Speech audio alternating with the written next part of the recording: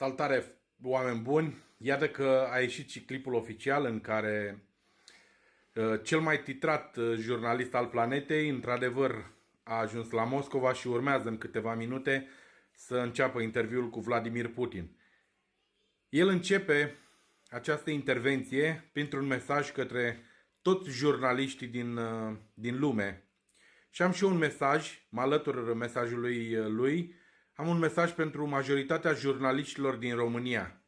Dragilor, faptul că vă vindeți pe diferite chestii, pe foloase, pe contracte, pe lucruri, ca să distorsionați adevărul, să spălați pe unul și pe altul, pe ăla care plătește mai mulți bani, nu vă face jurnaliști, vă face niște oameni. Atât. Înțelegeți, dragilor? Presa este câinele de pază al democrației. Voi ne arătați zi de zi la posturile de televiziune care distorsionează în mod evident adevărul, că ați uitat ce înseamnă presă și ce înseamnă jurnalist și ce trebuie să facă un jurnalist. Jurnalistul trebuie să informeze, nu trebuie să spele oamenii politici care cotizează mai mult, așa cum au făcut-o cei de la Digi24 care au primit pe 2023 1,6 milioane de euro. Pentru ce ați primit acei bani? Și nu numai Digi, și Antena 3 și restul televiziunilor care sunt abonate la banul public.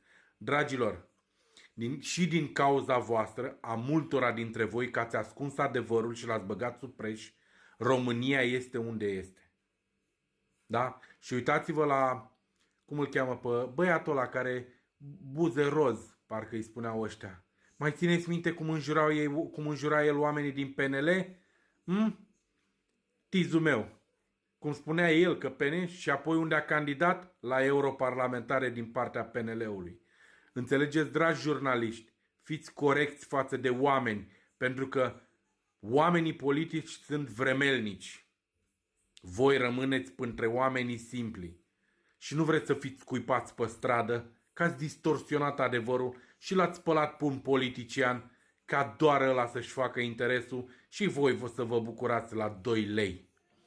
Uitați-vă la intervenția celui mai, nu știu, cum ziceți voi, care în aceste momente este la Moscova și va lua interviul lui Vladimir Putin să informeze lumea corect. Vizionare plăcută! We're in Moscow tonight. We're here to interview the president of Russia, Vladimir Putin. We'll be doing that soon. There are risks to conducting an interview like this, obviously, so we thought about it carefully over many months. Here's why we're doing it. First, because it's our job. We're in journalism. Our duty is to inform people. 2 years into a war that's reshaping the entire world, most Americans are not informed. They have no real idea what's happening in this region, here in Russia or 600 miles away in Ukraine. But they should know. They're paying for much of it in ways they might not fully yet perceive. The war in Ukraine is a human disaster. It's left hundreds of thousands of people dead, an entire generation of young Ukrainians, and it's depopulated the largest country in Europe. But the long-term effects are even more profound. This war has utterly reshaped the global military and trade alliances, and the sanctions that followed have as well. And in total, they have upended the world economy. The post-World War II economic order, the system that guaranteed prosperity in the West for more than 80 years, is coming apart very fast, and along with it, the dominance of the US dollar. These are not small changes. They are history-altering developments. They will define the lives of our grandchildren. Most of the world understands this perfectly well. They can see it. Ask anyone in Asia or the Middle East what the future looks like. And yet the populations of the English-speaking countries seem mostly unaware. They think that as nothing has really changed. And they think that because no one has told them the truth. Their media outlets are corrupt. They lie to their readers and viewers. And they do that mostly by omission.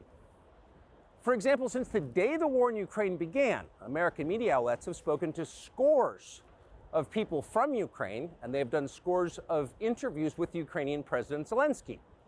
We ourselves have put in a request for an interview with Zelensky, and we hope he accepts.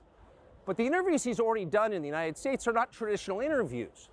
They are fawning pep sessions specifically designed to amplify Zelensky's demand that the U.S. enter more deeply into a war in Eastern Europe and pay for it. That is not journalism. It is government propaganda. Propaganda of the ugliest kind, the kind that kills people. At the same time, our politicians and media outlets have been doing this, promoting a foreign leader like he's a new consumer brand. Not a single Western journalist has bothered to interview the president of the other country involved in this conflict, Vladimir Putin. Most Americans have no idea why Putin invaded Ukraine or what his goals are now. They've never heard his voice. That's wrong. Americans have a right to know all they can about a war they're implicated in, and we have the right to tell them about it because we are Americans too. Freedom of speech is our birthright. We were born with the right to say what we believe. That right cannot be taken away no matter who is in the White House. But they're trying anyway. Almost 3 years ago, the Biden administration illegally spied on our text messages and then leaked the contents to their servants in the news media. They did this in order to stop a Putin interview that we were planning. Last month, we're pretty certain they did exactly the same thing once again. But this time, we came to Moscow anyway. We are not here because we love Vladimir Putin. We are here because we love the United States, and we want it to remain prosperous and free. We paid for this trip ourselves. We took no money from any government or group, nor are we charging people to see the interview. It is not behind a paywall. Anyone can watch the entire thing, shot live to tape and unedited, on our website, tuckercarlson.com. Elon Musk, to his great credit, has promised not to suppress or block this interview once we post it on his platform, X, and we're grateful for that. Western governments, by contrast, will certainly do their best to censor this video on other less principled platforms because that's what they do. They are afraid of information they can't control. But you have no reason to be afraid of it. We are not encouraging you to agree with what Putin may say in this interview, but we are urging you to watch it. You should know as much as you can. And then, like a free citizen and not a slave, you can decide for yourself. Thanks.